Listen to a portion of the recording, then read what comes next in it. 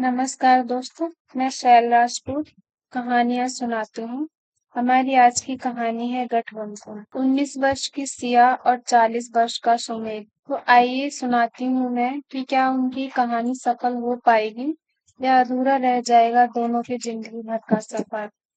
बिहार में शिवापुर के एक गांव में रहने वाली सिया की शादी होने वाली थी। सिया की उम्र 19 वर्ष थी। सिया के जन्म के समय ही उसके माता-पिता चल बसे थे। सिया को उसके चाचा और चाची ने पाला था। चाचा जी उसको बहुत स्नेह देते थे, लेकिन उसकी चाची और उनके बच्चे सिया को नापसंद करते थे। इसलिए सिया की शादी इतनी जल्दी करवा रहे थे। लेकिन शादी वाले दिन ही लड़का शादी करने नहीं आया। शादी की पूरी तैयारी हो गई थी। बारात न आने के कारण सिया के चाचा ने पता लगवाया तो पता चला कि लड़के ने शहर में ही दूसरी शादी कर ली और वो गांव आने से मना कर चुका है। ये सब जब सिया की चाची को पता चला तो उन्होंने सिया को घर से निकाल दिया और बोली कि इस मनहूस का साया अब मेरे बच्चों की जिंदगी पे भी पड़े, इससे पहले इसे यहाँ से निकाल दो। सिया के चाचा भी बेबस थे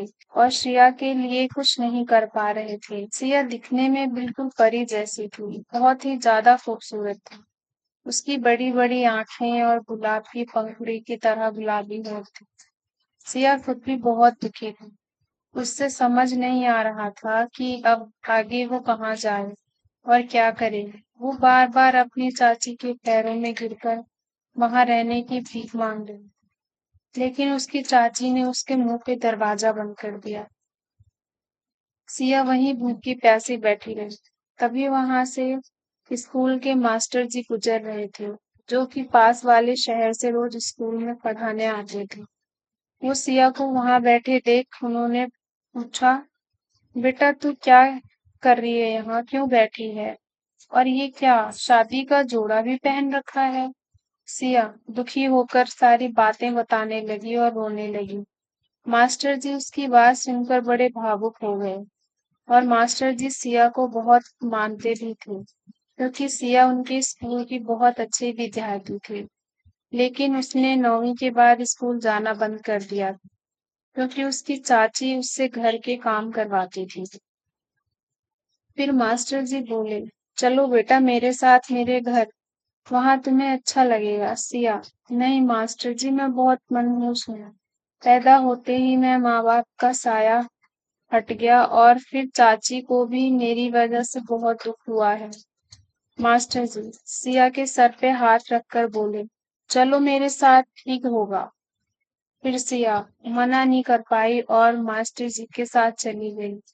वहां जाने के बाद मास्टर जी की पत्नी सुनीता ने सिया का स्वागत किया।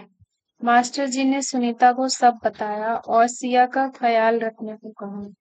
सुनीता भी सिया को देखकर बहुत खुश हुई और उसकी खूबसूरती की तारीफ करते नहीं थक रही थी। कुछ समय बाद मास्टर जी का पूरा परिवार रात के खाने के लिए एक साथ मिला। तभी सुनीता ने सिया को पूरे परिवार से मिलवाया। मास्टर जी के 3 बेटे और एक बेटी थी। बड़े बेटे का नाम सुमेध और बीच वाले बेटे का नाम रणवीर और उसकी पत्नी संजना और छोटे बेटे का नाम विजय और उसकी पत्नी सोनम और बेटी का नाम रिद्धि था। और घर में मास्टर जी की माँ भी थी और पिताजी का कुछ साल पहले देहांत हो गया था। सबने सिया का स्वागत अच्छे से किया, लेकिन संजना और सोनम को सिया को देखकर अच्छा नहीं लगा, क्योंकि सिया उनसे बहुत ही ज्यादा खूबसूरत थी। सिया की खूबसूरती इन दोनों की आंखों में चुभने लगी थी। सबने खाना खाया और सब अपने अपने घर में चले गए, लेकिन सुमेध को खाने के बाद बाहर टहलने की आदत थी, इसलिए वो बाहर टहलने निकल गया। तभी सुनीता सिया के पास आई और बोली, मेरे दोनों बेटे की शादी हो गई है, लेकिन मुझे अपने बड़े बेटे की चिंता लगी रहती है। वो एक लड़की से प्यार करता था, लेकिन जब उस लड़की ने इसे शादी करने को कहा तो ये अपने पढ़ाई पे ध्यान देना चाहता था और उस लड़की की शादी हो गई। अब ये शादी भी नहीं करना चाहता। पढ़ाई से डॉक्टर तो बन गया, लेकिन इसकी जिंदगी अच्छी नहीं। अकेला कैसे रह पाएगा ये पूरी जिंदगी, यही सोचती हूँ। ये कहते हुए सुनीता वहां से चली गई और सिया भी फिर मेहमान वाले कमरे में चली गई। देखते देखते 1 महीने बीत गए। अब सबको सिया की आदत हो गई थी। सिया ने घर में सबकी मदद करनी शुरू कर दी थी। इस इंसान की जरूरत सिया बन गई थी उस घर में। खासकर सुनीता को तो बहुत आराम मिल गया था सिया के वहां रहने से। और सिया सुमेध की सारी जरूरतों का ध्यान उसके बिना बोले ही रखने लगी थी। घर में सबको पता भी नहीं चला कि कब सिया उन लोगों के लिए इतनी जरूरी बन गई। रिद्धि की तो बहुत अच्छी मित्र भी बन गई थी। तभी महिला मोर्चा से कुछ लोग आए और मास्टर जी से बोले, हमें पता चला है कि एक लड़की आपके घर पर रह रही है और अब आपने उसे अडॉप्ट भी नहीं किया है, इसलिए उसे हमारे साथ आने की इजाजत दे दीजिए।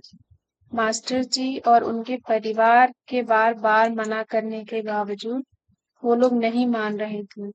फिर सुनीता ने सुमेश से कहा, यह अकेली बच्ची को और ना जाने कितने दुख झेलने हैं। मैं नहीं चाहती कि अब ये कहीं और जाए, इसलिए तुम इससे शादी करके अपना नाम दो। सुमेश, माँ ये क्या बोल रही हैं आप? आपको पता है वो मुझसे उम्र में कितनी छोटी है और मैं किसी से भी शादी नहीं करना चाहता। लेकिन सुनीता ने फिर सुमेध को अपनी कसम दी और वहीं उसी समय सबके सामने सुमेध ने सिया के मांग में सिंदूर डाला और सिया को अपना बनाया। ये देखकर सिया को अपने साथ ले जाने वाले लोग वापस चले गए और पूरा परिवार सुमेध की शादी से खुश था। लेकिन संजना और सोनम बिल्कुल भी खुश नहीं थी और उन महिला मोर्चा वाले लोगों को उन दोनों ने ही बुलाया था, क्योंकि वे दोनों सिया को अपने घर से निकालना चाहते थे। सारे लोग घर के अंदर आए और सुमेध के छोटे भाई रणवीर और विजय और बहन रिद्धि सब शादी की खुशी में फंक्शन रखने का बोल रहे थे। तभी सुमेध ने मना कर दिया और बोला, कोई जरूरत नहीं है।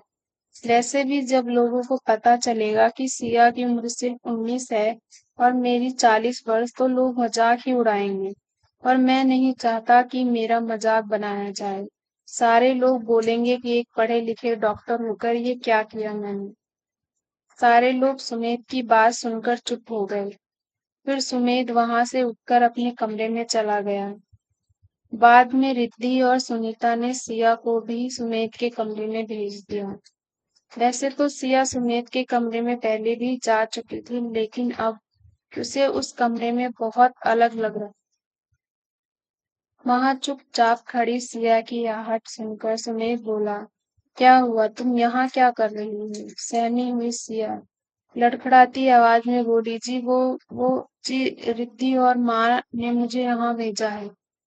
सुमेध, पिछले 1 महीने में आज तक सिया का चेहरा नहीं देखा था।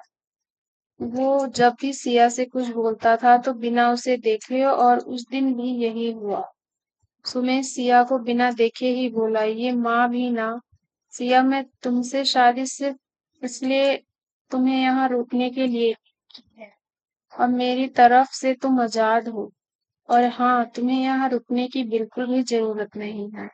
और अगर परिवार वाले यहाँ मेरे कमरे में रहने को बोल रहे हैं तो तुम एक काम करो, वहां सोफे पर सो जाया करना, लेकिन मेरी कोई भी चीज को हाथ मत लगाना, समझी? सिया, जी। फिर सिया वहीं एक तकिया और एक चादर लेकर सोफे पर सो गई। बाहर खड़ी रिद्धि और सुनीता इंतजार कर रही थी, लेकिन जब बहुत समय हो गया तो वे दोनों खुश हो गईं कि सुमेध ने सिया को रूम के अंदर रख लिया। अगले दिन सुबह, सुमेध, माँ मैं हॉस्पिटल जा रहा हूँ, नाश्ता बन गया है तो जल्दी से दे दो। सुनीता, हाँ बेटा बस लाती हूँ। विजय, माँ ऑफिस जा रहा हूँ लेकिन मेरे जूते नहीं मिल रहे। सुनीता, हाँ बेटा आई। रिद्धि, माँ मैं कॉलेज जा रही हूँ, प्लीज मेरी लाल रंग वाली चुन्नी ढूंढ दो ना। सुनीता, हाँ बेटा अभी आई। ये सब देखकर सुमेध वहां से जाने लगा और बोला, माँ आप सबको देखो, मैं बाहर नाश्ता कर लूंगा। तभी पीछे से भागती हुई सिया आई और सुमेध का पीछे से हाथ पकड़ते हुए बोली, लीजिए आपका नाश्ता तैयार है, बैठ जाइए। सुमेध, उसने अपनी नज़र थोड़ा नीचे की तो उसने देखा कि एक खूबसूरत सा हाथ जिसमें लाल रंग की कांच की चूड़ी है और वह उसके हाथों में बहुत खूबसूरत लग रही है। फिर सुमेध वहां चुपचाप बैठ गया और नाश्ता करने लगा। नाश्ता करने के बाद सुमेध फिर उठकर जाने लगा। तभी सुनीता ने पीछे से आवाज दी, बेटा सुनो, तुम अपने साथ सिया को भी ले जाओ। सुमेध, सिया क्यों क्यों? सुनीता, सिया के पास सारे पुराने कपड़े हैं, तुम उसे कुछ अच्छे कपड़े दिला दो और कुछ सजने संवरने की चीजें, क्योंकि अभी नई नई शादी हुई है ना, तो पुराने कपड़े अच्छे नहीं लगते। आज तो संजना ने अपने कपड़े दिए हैं उसको पहनने को, लेकिन रोज किसी और के कपड़े अच्छा लगता है ना। सुमेध, लेकिन माँ, मैं हॉस्पिटल। सुनीता फिर वहां से चली गई और सिया को सुमेध के साथ जाने के लिए भेज दिया। सिया फिर बाहर सुमेध की गाड़ी के पास आकर खड़ी हो गई।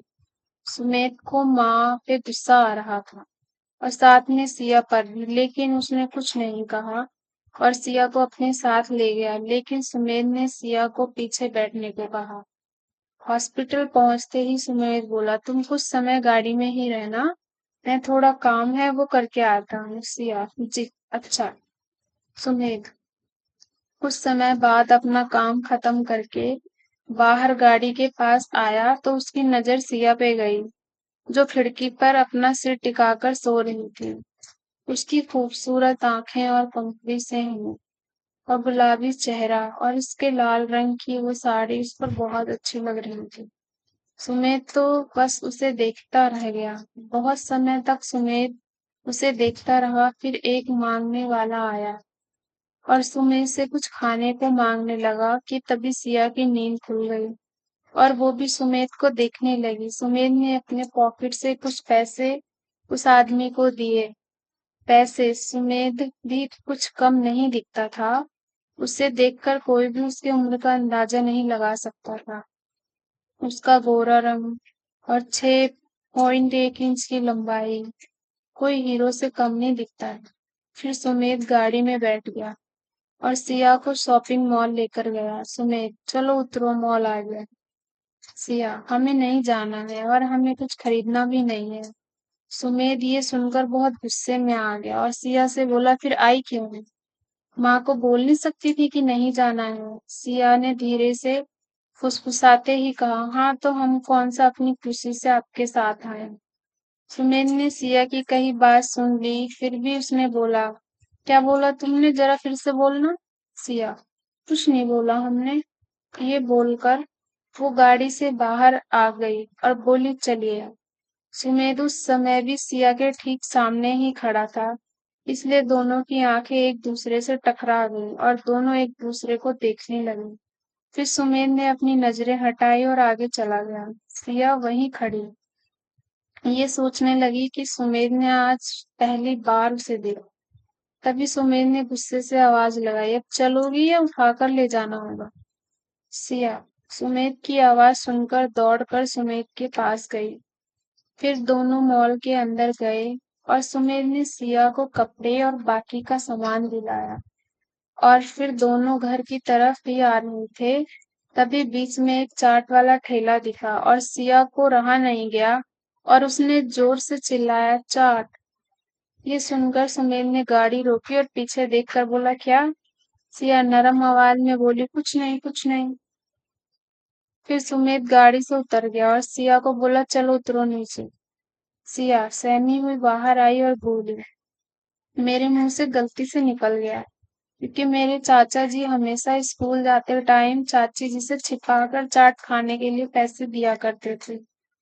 ये बोलते बोलते सिया की आंखों में आंसू आ गए और सिया अपने आंसू छिपाते हुए बोली, हमें चलना चाहिए, घर पे माँ इंतजार कर रही है। सुमेध बस उसे देखे जा रहा।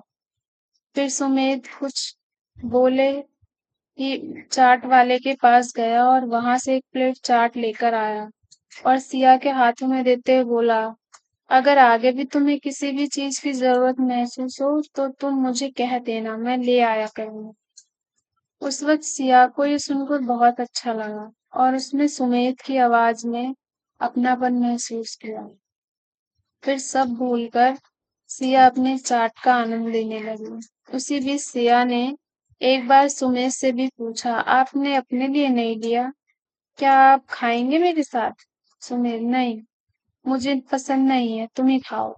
फिर सिया सिया ने खुशी खुशी अपना चाट खत्म किया और सुमेध बस उसे ऐसे बच्चों की तरह खाता हुआ देख रहा था।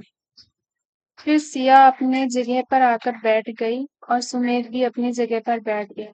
फिर दोनों घर गए और सिया ने सारा सामान सुनीता और राधिका को दिखाया। वहीं खड़ी संजना और सोनम को ये सब देखकर बिल्कुल भी अच्छा नहीं लग रहा था।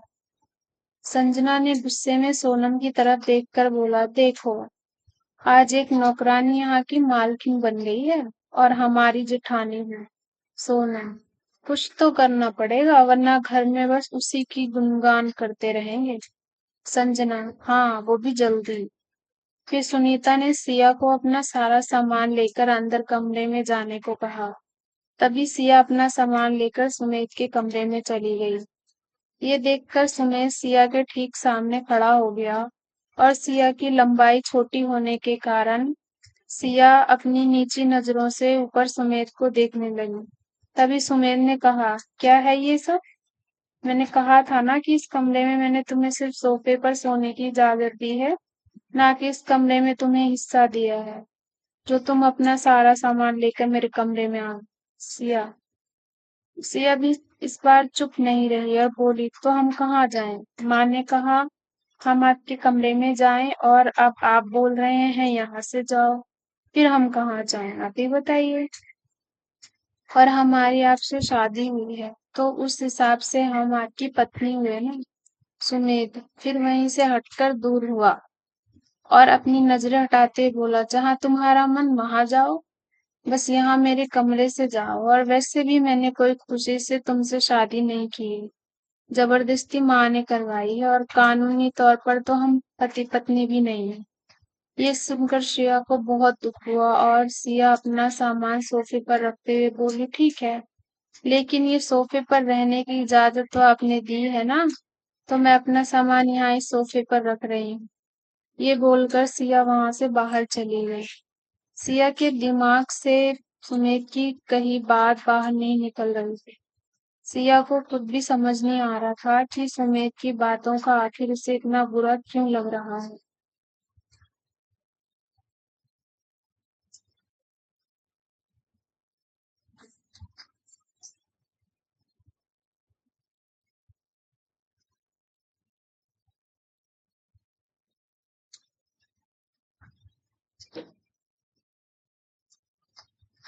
फिर देखते देखते शाम हो गई।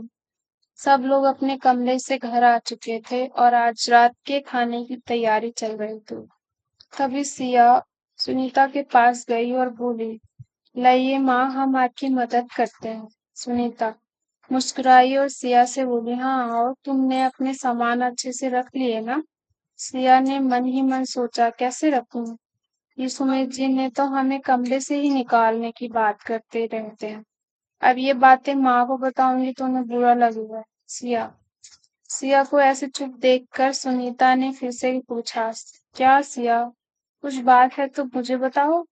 सिया, नहीं माँ, कोई बात नहीं है, मैं ठीक हूँ और सामान भी मैंने रख दिया है। फिर दोनों मिलकर खाना बनाने लगी। कुछ समय बाद सब खाने के लिए नीचे आए और खाने की टेबल पर बैठे।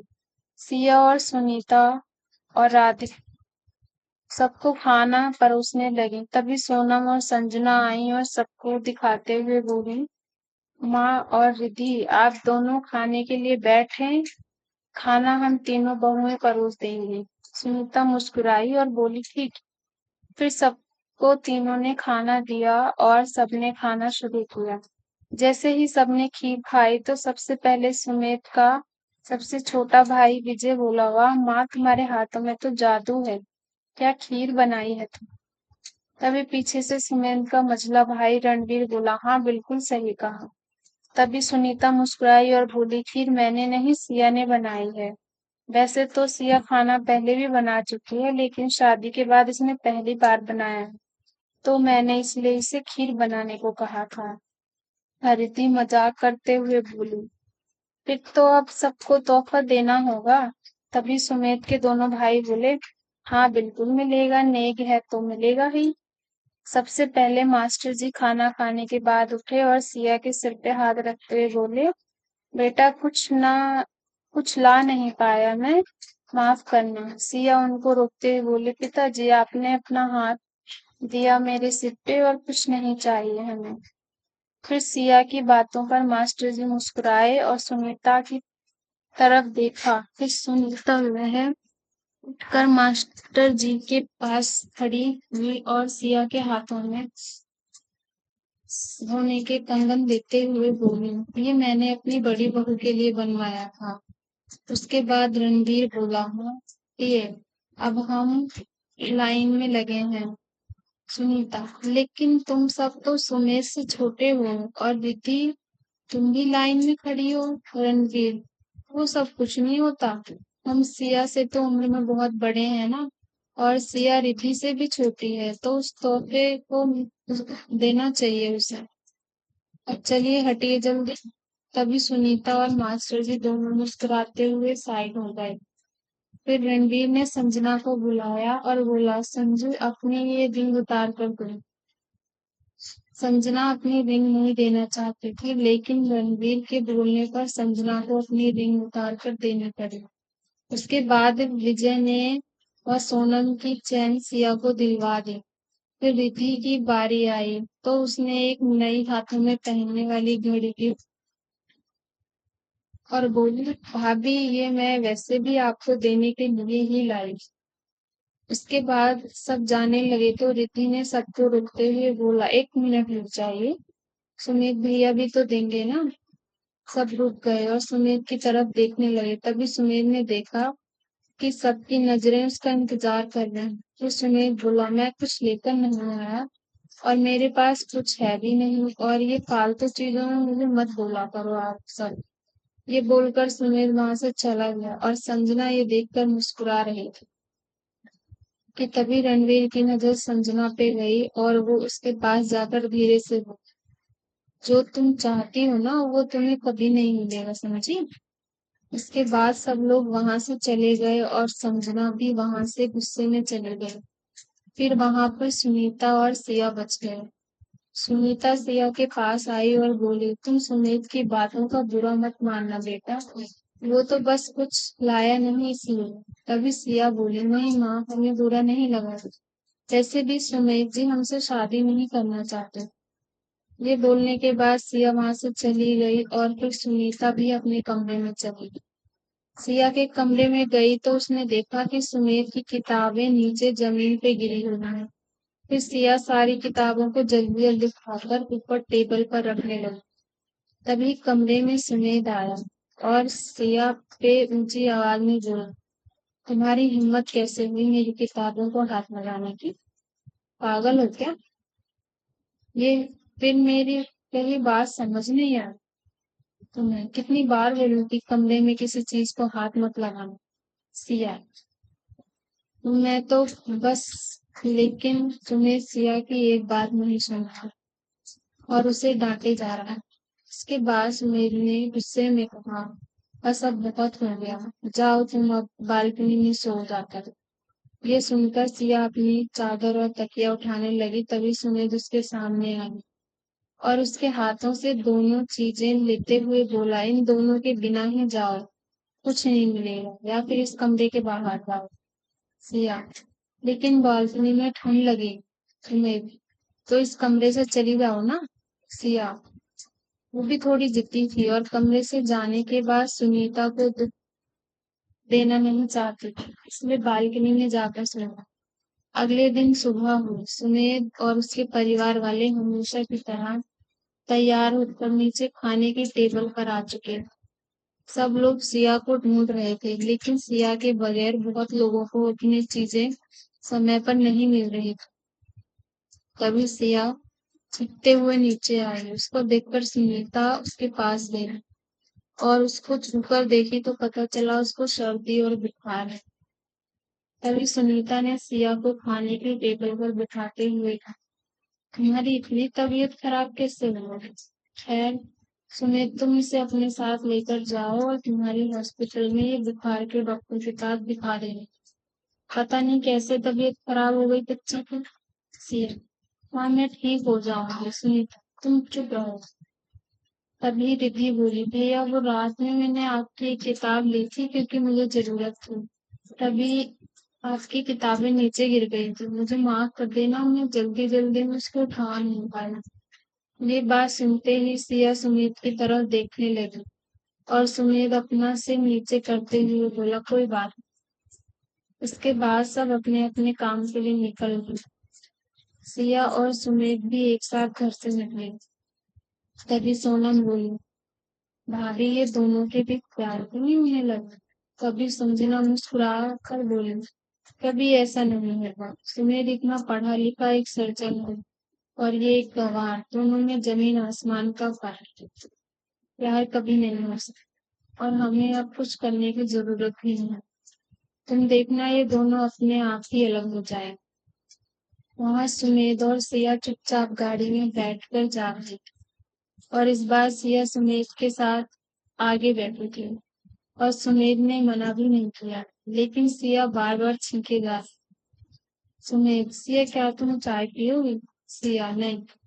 सुमेध, तुम्हारी छींक रुक जाएगी थोड़े समय के लिए, पी लो। सिया को सुमेध का बार बार बोलना अच्छा नहीं लग रहा था। सिया ने गुस्से में कहा, गाड़ी रोको। सुमेध, क्यों? सिया, क्योंकि मैंने कहा है रोकिए, नहीं तो मैं खुद खुशी कर लूंगी गाड़ी से। ये सुनकर सुमेध ने गाड़ी रोक दी। फिर सिया नीचे उतर गई और पैदल जाने लगी। तभी गाड़ी साइड में खड़ी करके सुमेध उसके पीछे आया और उसके हाथ को पकड़ते हुए बोला, सिया क्या पागल है? ये सुनकर सिया को और गुस्सा आ गया। तो सिया बोली, आपने जो कल रात मेरे साथ किया वो क्या है? क्या वो पागलपन नहीं था? ठंड में हमें आपने बाहर सोने को कहा, वो भी क्यों? क्योंकि मैंने आपकी मदद की, आपकी किताबें ऊपर रखी। सुमेध उसको शांत करने की कोशिश कर रहा था, लेकिन सिया चुप होने का नाम ही नहीं ले रही और बोली, आपने हमें अनपढ़ कहा, आप सर्जन है, इसका मतलब ये नहीं है कि आपको मजाक बनाने का लाइसेंस मिल गया। और हमने भी 9वीं कक्षा तक पढ़ाई की है, समझे आप? सुने सिया की हंसी उड़ाते हुए कहा, ओह हाँ हाँ बिल्कुल समझ गए। तुमने तो बहुत ज्यादा पढ़ाई कर ली है, वाह क्या बात है। सिया गुस्से में थी और बोली, हाँ बिल्कुल, और आपको लगता है कि आपको अनपढ़ बीवी मिली है, लेकिन मुझे कौन से आपको हीरो मिल गए हैं, आप भी तो बुद्धू हैं। सुनिए, क्या तुमने मुझे बुरा कहा? सिया, हाँ कहा, क्या करेंगे आप? अभी वहां से जाता हुआ एक लड़का बोला, इसमें शादी नहीं करनी चाहिए, कहीं भी बीवियां शुरू हो जाती। सुमेध, हाँ सही बोला भाई, तुम बिल्कुल भी शादी मत करना, ये बीवी ऐसी ही खतरनाक हो। फिर दोनों ने एक दूसरे की तरफ देखा। तब सिया की तरफ से एक कार जा रही थी और सुमेध ने सिया को बचाने के लिए अपनी ओर खींचा उसे। सिया की आंखें बंद हो गई। सुमेध गाड़ी वाले को पीछे से चिल्लाकर बोले, पागल है क्या? देखकर नहीं चला सकता? फिर उसकी नजर सिया पर गई, जो डर से अपनी आंखें बंद करके सुमेध के शर्ट को जोर से पकड़ रही। सुमेध उसे बड़े प्यार से देखने लगा और उसके चेहरे पर एक मुस्कान हो। इतने में सिया ने अपनी आंखें खोली और बोली, हाय मैं बच गई। फिर उसने देखा कि वो सुमेध की बाहों में है। ये देखकर सिया सुमेध से दूर खड़ी हो गई और दोनों ने अपनी नजरें एक दूसरे की तरफ से हटा ली। फिर सुमेध ने सिया का हाथ पकड़ा और उसे कार में बिठाने के लिए ले जाने लगा और सिया बस सुमेध को देखे जा रही थी। फिर सुमेध ने सिया को अपनी सीट पर बिठाया और खुद गाड़ी में बैठकर हॉस्पिटल में। ये हमारी कहानी का पहला भाग में समाप्त होता है। कल फिर लेकर आऊंगी मैं इसका अगला। तब तक के लिए धन्यवाद।